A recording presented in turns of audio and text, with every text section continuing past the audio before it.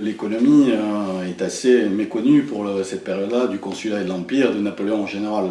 Pourquoi? Parce que souvent on a peur de l'économie. C'est quelque chose qui paraît complexe, plein de chiffres, etc.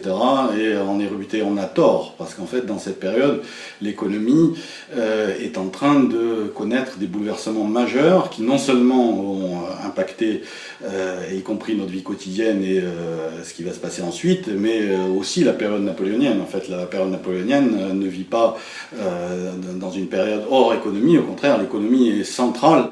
Et surtout, les contemporains de Napoléon et Napoléon lui-même connaissent les mêmes problèmes que nous. Il suffit que je cite la dette, le chômage et bien d'autres mots encore, les crises économiques, crises financières, crises agricoles. Déjà, la Révolution française est née parce que la France connaissait une dette écrasante. 100% de son revenu national, c'est ce que nous avons aujourd'hui.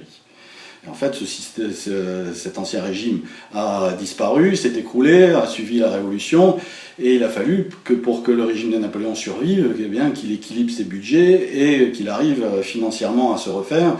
Et c'est donc une des grandes parties de cet ouvrage de comprendre comment Napoléon a résolu un certain nombre de problèmes que pendant 200, 300 ans, 400 ans, la France n'avait jamais réussi à résoudre.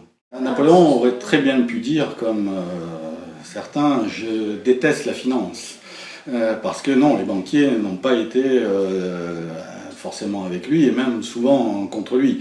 Il y a eu une lutte entre Napoléon et la finance. Il a essayé d'abord de les séduire, en leur promettant du changement. En fait, ce changement n'était pas forcément favorable aux banquiers. Il y en a qui se sont alliés, il y en a des banquiers avec lesquels il a fait la Banque de France, mais l'attrait britannique a été beaucoup plus fort malgré tout.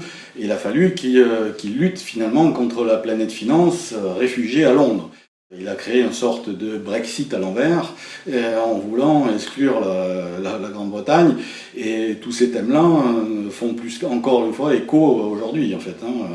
La place de l'Angleterre, le continent contre l'Angleterre, la finance anglo-saxonne, le produire français aussi, qui déjà été au cœur des préoccupations. Donc en fait, Napoléon et ses contemporains sont immergés dans les mêmes questions que nous, avec toutefois une guerre beaucoup plus vive que nous.